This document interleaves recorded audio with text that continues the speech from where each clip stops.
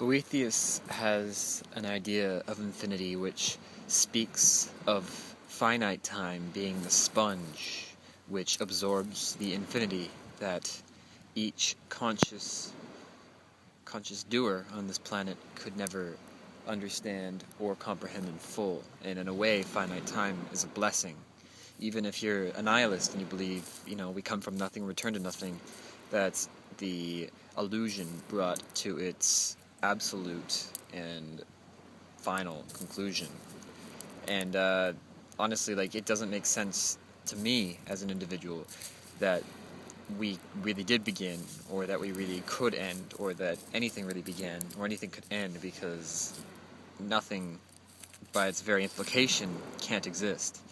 Because nothing implies nothing, which implies nothing. So, there can't be nothing. And there's a lot of Buddhist principles which talk about, look at everything, or look at nothing, or something like that.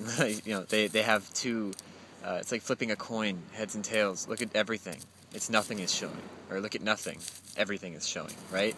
It's basically proving to you that everything is nothing. And not in the sense that everything is actually nothing, but that nothing, honestly, does not exist. Because it can't, it's nothing. I don't understand where the nihilists come from, because that is the most hypocritical stance they could take. There's such a thing as a Buddhistic hypocrisy, but it's in a much different way than the nihilist hypocrisy, which is unaware of itself, non-existence and stuff like that. But I was listening to a lecture last night. It was this Oxford philosopher, big pish-posh guy. He was talking about nothing in the sense of non-existence, in the sense that you refer to something which does not actually exist. Like, I refer to Morgan Freeman exists. I refer to Boethius, he did exist at one point in time.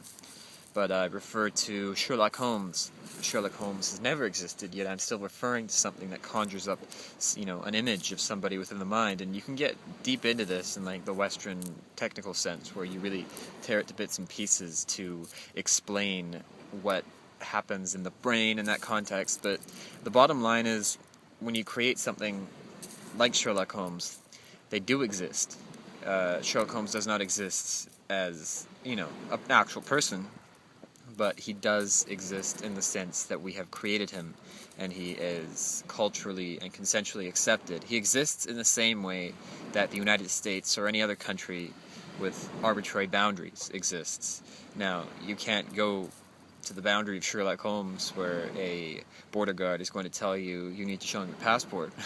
But he does. It's the same fantasy that creates Sherlock Holmes and creates novels and stories and creates God, even, that, at least the Christian, literal sense, literal interpretation of God, that creates things like borders and creates things like countries and creates things like law and everything like that. So, when you're talking about referring to something that does not exist, law doesn't exist. Countries don't exist. All the consensual constructs which we abide by do not actually exist, but we still refer to them, so that is part of the everything, which is nothing, I suppose. That'll be my catchphrase from now on. I suppose.